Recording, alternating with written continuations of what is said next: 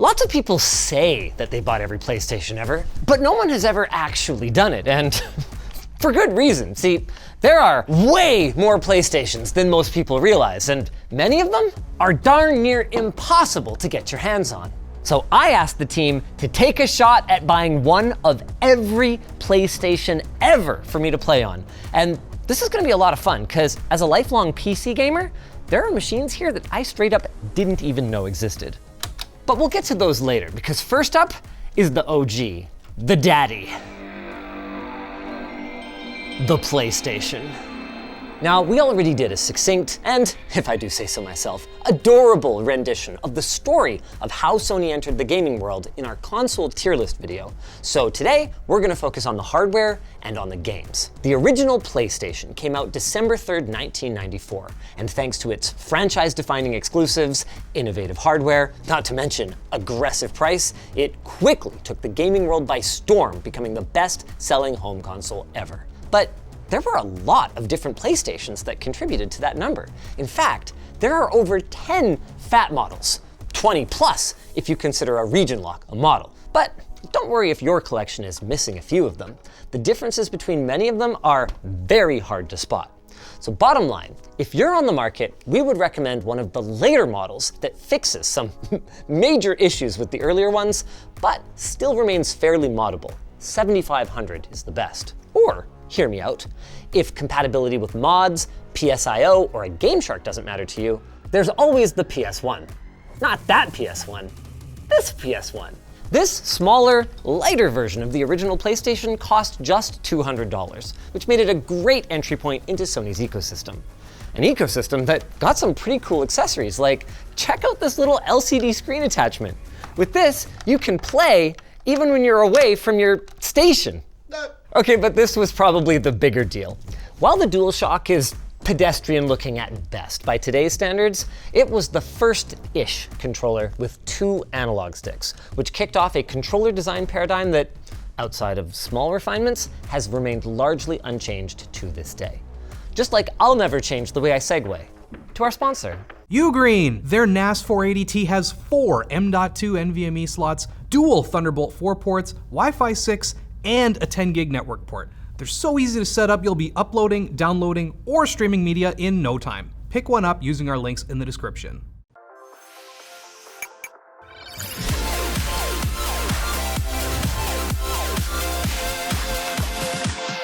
Our third specimen is one of this generation's biggest collector's items, the Net Yaroze.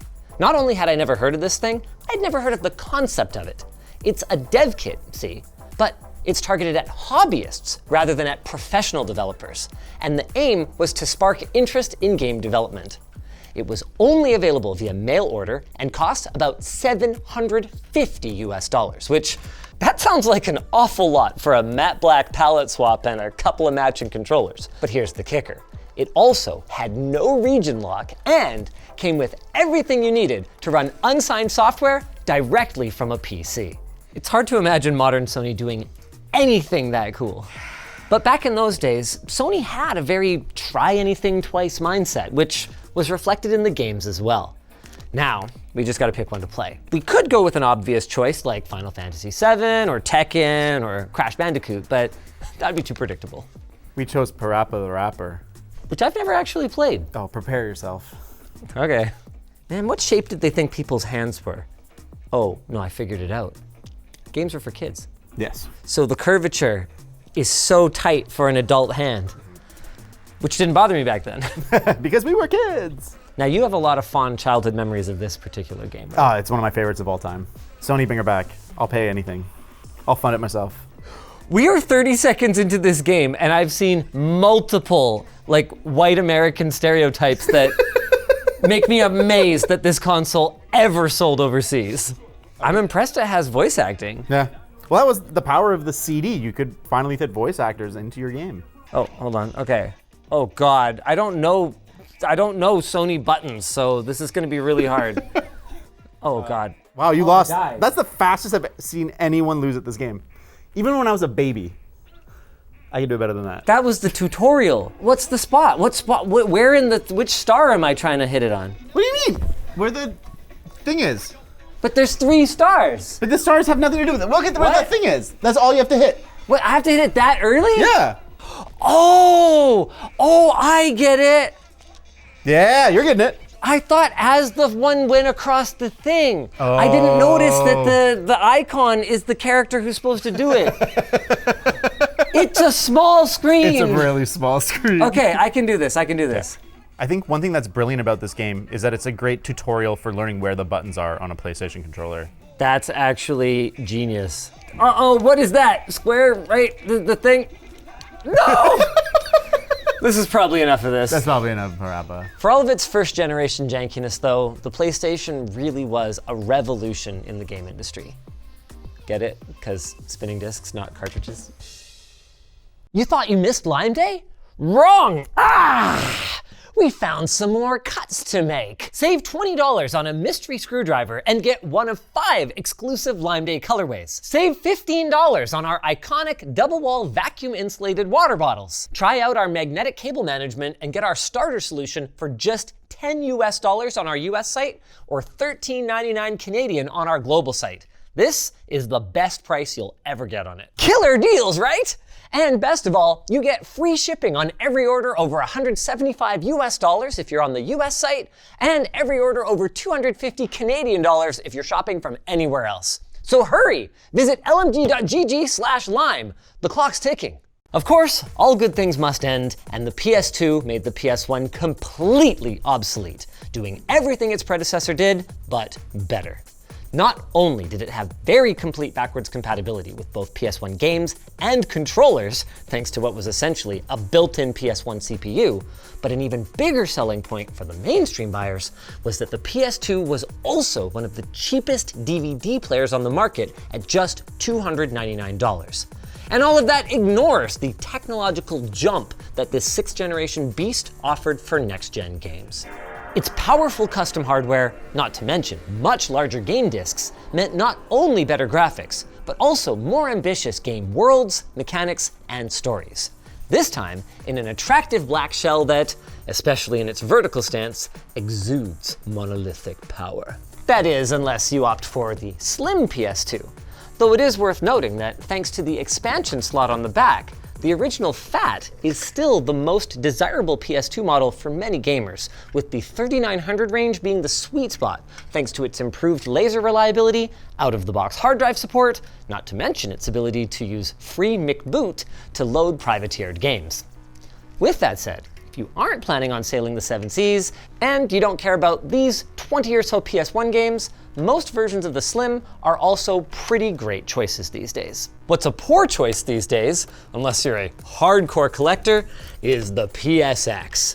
This Japan-only white behemoth was a harbinger of Sony's next generation ambitions and included, alongside a full-fat PS2, a ton of extra features, most of which are basically useless today. I'm talking media functionality like video, audio, and image editing, not to mention a digital video recorder to pause and play back live TV on the built-in encrypted hard drive, which sadly has yet to be cracked and takes out the entire console when it dies. Perhaps most importantly though, the PSX introduced the cross-media bar before it became the iconic UI of the PSP and the PS3. Which we will get to in a moment. But first, there's another PS2 that only the true aficionados will know. The Bravia KDL22PX300. This is a truly unremarkable 720p class LCD TV. But it has a PlayStation 2 built into the stand. Man, you would think this thing would have made some serious headlines. And who knows, maybe it would have. Except that it was released 4 years after the PlayStation 3 came out. But still, we have got to use this for our PS2 gaming. Oh yeah, baby. Oh yeah. But first, there's one more novel variant of the PS2 that we dropped from our procurement list, but feel should get an honorable mention anyway. The Audiovox VOD10 PS2. It's an all-in-one PS2 gaming system that's meant for in-car integration, which sounded so cool and I wanted it so bad, until we looked a little closer and realized it's really just a retail PS2 Slim that slots into a folding display. That makes it more of an accessory than a console, so it didn't meet our criteria for inclusion. Now all we gotta do is pick a game. Not easy on a console with over 4,000 of them. Many of them on the all-time greatest lists. I'm gonna choose the incredible Medal of Honor European Assault because that's a European game that we do have. And this is a PAL TV. Great. Wow. That looks so bad, holy crap. I forgot how bad early LCDs were. This is shocking. Like, yes, PS2 games don't look great, but everything moving in the distance is just like, it almost looks like it's moving in slow, yeah, slow motion how smeary it is. The smearing is horrible. Wow. It's not helping matters that it's running at 30 FPS. Yes. How could you possibly hope to beat this game like this? Still, even on this trash TV, you can see what a massive improvement in fidelity the PS2 offered over the PS1. Not right out of the gate necessarily. The first PS2 games famously did not really look much better than the last PS1 games as developers really unlocked the full potential of that first generation console. But by the time it was well into its life, it makes Parappa the Rapper look like an early concept of what 3D gaming might look like. Hey, there's Parappa 2 on the PS2. I bet it looks a lot better. It does look slightly better, yes. Making my aiming issues worse is the fact that these analog sticks appear to have about 20% of their movement as a dead zone? Yeah, that's just the way things were. But there were some improvements, like analog face buttons. So in like Gran Turismo, that's how you would accelerate, is you'd press harder on the X button to go faster. Okay, that's pretty cool. I prefer the triggers we have today. Me too. I also prefer the displays we have today, where I'm not seeing 6 ghost images of this tower. This is truly awful. While this is probably a worst case scenario, the PS2 overall existed during that awkward transition period between CRT, where the games definitely looked better, and flat panels that were sexier, not to mention more expensive, but really did have crap image quality and input latency. Of course, flat panels wouldn't stay crappy forever, and with the rise of high-definition TVs, Sony's next move would be to raise the bar for home consoles once again, delivering a leap in visual fidelity that blew away our 2006 eyes, not to mention our 2006 wallets. That's right, despite its impressive cell architecture, or maybe because of it, the big, bad, glossy Blu-ray machine, oh, it's heavy, landed on the market with a resounding out of the gate. Its cost made it unattractive to gamers, and its complexity made it unattractive to developers who really struggled, I mean, even compared to last gen, to differentiate their early PS3 games from the best-looking PS2 titles. Of course, by once again including last generation hardware in the early PS3s, Sony made sure that you could at least still play those older games, but here's the thing, the PS2 is still the best-selling console ever. So if you really wanted to play older games, you could just, pick one of those up on Craigslist for next to nothing. Now, the final ace up Sony's sleeve was supposed to be support for high-definition Blu-ray movie playback. And for that, it did offer a compelling value. But that was only for the handful of folks who cared. Slow adoption of high-definition TVs, not to mention the much higher prices of Blu-ray discs, meant that DVD would continue to be the dominant format for years to come. In spite of all of this though, Sony stuck it out, and the PS3's appeal steadily grew over the course of its lifetime, bolstered by a growing library of phenomenal exclusives, with the real breakthrough moment coming with the introduction of this. The less glossy, and perhaps more importantly, less expensive PS3 Slim at $299. I don't know, seems like the price of a game console might be important. Nintendo?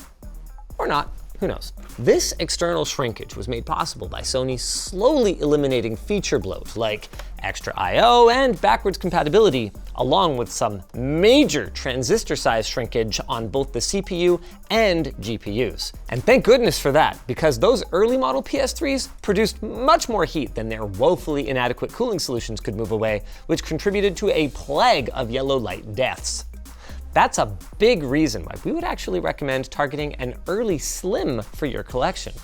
Yes, both the CEHA and E can play PS2 games natively, which is pretty cool, but In our mind, that's really not enough to overcome the price difference, which is so big that you could buy a PS3 Slim and a PS2 and a good retro scaler, all for less money. Not to mention that it would deliver a noticeably less laggy PS2 gaming experience. That recommendation, though, assumes that you might be interested in modding. If all you care about is playing legal discs, late model Slims, or even the Super Slim can be a great, reliable option. See, instead of a front disk loader, we have a back to basics top loading disk drive that kind of reminds me of Buckley's cough syrup. It's ugly, but it works. Immediately, I have a bunch of thoughts, but I'm not sure if you'll be able to hear them over this freaking console. Is that normal? They get louder with age as there's more and more dust, but they was always a very loud console. Jeebus. Yeah. To its credit though, this is the first game that I've looked at and gone, yeah, I could just sit down and enjoy this with no distraction. Looks like a Switch 1 game. Looks good enough. Well, I shouldn't say no distraction. I have this cable pulling on my controller, which I shouldn't, because the 6-axis was the first wireless controller that was ever packed in with a Sony console. It had no rumble out of the gate due to ongoing litigation, with the Dualshock 3 coming about a year later. But hold on a second then. How's the cable Sony's fault, Linus? Well, because Sony integrates batteries into their controllers, which always die, because batteries die. You can buy replacements from places like AliExpress, but most people aren't going through that, so if you're buying used PS3 controllers, just expect it to be dead. This is why I always liked the Xbox approach. Yes, the controllers are heavier because of the AA batteries, but I never have to deal with this. Certainly for longevity, it's way better. Ooh, we didn't mention the analog triggers yet. I really don't like the shape of it. It feels off compared to modern ones. No, it's a terrible analog trigger, but having an analog trigger, definitely better than not having an analog trigger. This is also one of my least favorite controllers of all PlayStations. I don't like the wireless latency. I think that it was time for an improvement. My dream project is rebuilding the Boomerang controller, the banana that they released when they announced the console, but they never released it because there was too many people making fun of it. Apparently it's like the most comfortable controller of the time. Woo! You can boost as long as you're not gonna blow your car up. Keep juggling you down the road. It's crazy that through this entire era of gaming, performance was barely even a issue on our mind. This is like running at a solid 30 FPS, but racing games now, that's almost unacceptable. Oh, almost?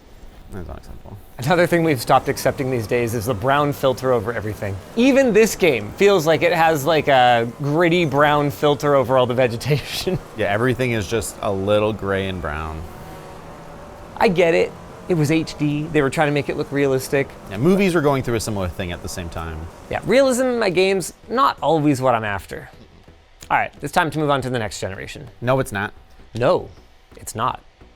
You may not know this, but Sony released another little tiny home console right around the launch of the PS4, the PlayStation TV. This little $100 box was marketed primarily as a remote play device in Sony's big push into the game remote streaming world. Stupidly, what they should have done is focus on its best feature, the fact that inside this box is basically a PS Vita, just without the screen. I mean, it wasn't officially that, of course, but once you hacked it and added compatibility back for most games, you could enjoy a surprisingly excellent big screen experience. Or so I'm told. I never had a Vita. What am I gonna be playing? You're gonna be playing Batman Arkham Origins because it's a game that shows off some of the technical capacity of this. This looks surprisingly good on the big screen. Yeah, the scaling is not ideal on it. You can only do 720p or 1080i, and we currently have 720p. So it's really good on like an HD CRT. But who's got one of those these days? Dang. Dude, the Vita was so good. We should do another one of these videos just about the Vita. Like the textures are obviously a little lo-fi, but like it looks not bad. Not that far off from PS3. It also was the only way to play Persona 4 Golden on a big screen for a long time. But now they've sold that on every marketplace. But for 5 years, it was basically this. Neat, but more of a side exploration. Now for a storyline quest. Sony's PS4 parallelogram got off to a very strong start, in large part by just keeping it simple. While Microsoft was hanging a Kinect-shaped albatross over its confusingly named do-it-all Xbox One, Sony was laser-focused on creating a gaming machine for gamers. Released in late 2013 at $399, the PS4 was Sony's first ever console to contain an AMD x86 APU, meaning that architecturally, it was more like a gaming PC than any generation that came before it. That meant that it was that much easier to develop and port games for. And boy, did we ever get some games. In fact, it was such a strong lineup of exclusives that it would be hard for Sony to evolve beyond it. The PS4 would be followed up by the die-shrunk Slim, and then eventually the Pro, which was touted as the first true 4K console machine, but our tests determined that that was a lie. As it turned out, the Pro was basically a moderate GPU upgrade with nearly everything else remaining the same. Probably because Intel was too cool to make console chips and AMD couldn't build a decent CPU to save their lives back then. No, the true 4K console. It's still not true 4K.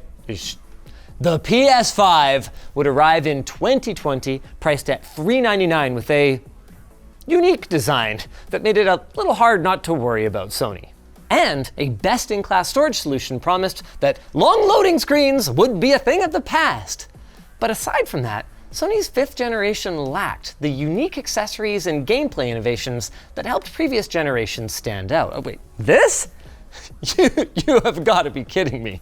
With all of that said, being kinda bland but better isn't necessarily a terrible thing. And the PS5 fully embraces the trend of consoles becoming more PC-like, which made multi-platform ports much easier and higher quality than ever, while also providing important creature comforts, not to mention an attractive price-to-performance ratio that made it a solid choice for gamers. This has led to an environment where there are fewer true exclusives than ever before, but the trade-off is that the PS5 can play thousands of games and is often the best place to play them. Other than a high-end PC, of course. And that's true whether you're playing on a fat PS5 or the newer slim PS5, which sadly is the first big size reduction that we've seen that didn't have a significant jump in efficiency. But hey, at least it fits nicely in our commuter backpack, lttstore.com. Now for our biggest, baddest PlayStation yet. The true 4K console. Still not native. The PS5 Pro. We got another GPU-focused upgrade here, with improved raw performance, improved ray tracing, and a newfangled PlayStation-specific upscaling technique that, to Sony and AMD's credit, can look pretty close to native, even if it still isn't, and even if it's about to be replaced by FSR 4. The only question in my mind is, are we being too hard on the PS5? I mean, we called this thing a moderate performance bump, and sure, compared to like the PS2 to the PS1, kind of is, but I kind of remember those PS4 games looking kind of Can we compare these two? Already I'm having the PS4 experience. Yeah, let's do a new game. 3, 2, 1, go. Hey, there we go. There we go. I could have skipped a long time ago. Yikes.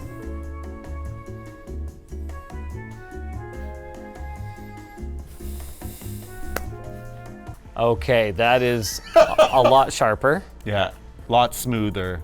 I gotta say, for its age though, PS4 looks not bad in this game. The cutscenes look really good on PS4. Once we get to gameplay, it'll be a little more clear. To be clear, the one on the left looks like it has Vaseline over the screen. I could finish this game in the time it's taking you to load in. And you'd have a much more enjoyable experience. Another big difference going from the PS4 to the PS5 was unlocking 120 FPS performance modes. Yes, the visual fidelity does go down, but particularly in more competitive titles, it can be a major advantage. Even the addition of VRR on PlayStation consoles was a huge deal where now games can have a little bit of stuttering, but it doesn't matter nearly as much. And I've really liked the addition of the 40 hertz modes that are somewhere in between balanced 60 hertz modes and 30 FPS, but they look great and they're, just 33% smoother. A little bit more playable. Okay, not bad. But then I pan the camera, and I gotta say, look, I never played Forbidden West, but I did play Zero Dawn, and that was a freaking hard game sometimes. Yeah. When you have to use a particular kind of arrow to snipe the eye of a particular bird flying around. And doing that with this level of blur And at this level of input latency, okay, I shouldn't say I don't know if I could beat it because I beat it on a Steam Deck. But it would be harder. Yeah. To their credit, both of these generations support HDR, but even the modest performance impact is definitely going to be less felt on the PS5. To be fair, I think the PS5 Pro is a little overkill. Like, it's so sharp and so Oh, you're on the Pro. crisp. Yeah. Oh, We're that's showing a how hack. much, we've shown how much from the beginning of this Super Generation to the end of the Super Generation, how much improvement there is. Is that how you would describe the PS4, PS5? The Super Generation? Super Generation? 100%. Yeah, I think that's fair. Yeah, like we've had so much improvement that it probably totals more than a generation, but it's still like you're playing PS4 games on your PS5. Like there's very few just PS5 games. Oh, hi. Oh, got him again.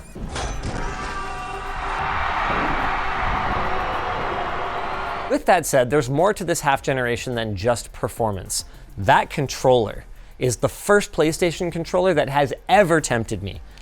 I do not love the ergonomics of any previous DualShock controller, but the DualSense, with its better haptics, including these like sick triggers that make your bow really feel like drawing a bow. Of course, you'll pay the price for all of that. The PS5 Pro is, in raw dollars, the most expensive console we've ever seen from Sony, and even adjusting for inflation, only the launch PS3 exceeds it, which was notoriously not very successful. And even within the same parts, we've seen price increases across the globe, and they've kind of discreetly in the US raised the price of the Slim by $50 over the launch. Even as lifelong PC gamers, I think we can both agree that there's never been a better time to enjoy the tens of thousands of PlayStation games, both present and in the past, especially if you're not shy about privateering them. For those of you watching, if you want to get an idea of which PlayStation you should buy in each generation, we're going to put up our chart with recommended models now. We're also going to segue to our sponsor. Now. That was so cheesy.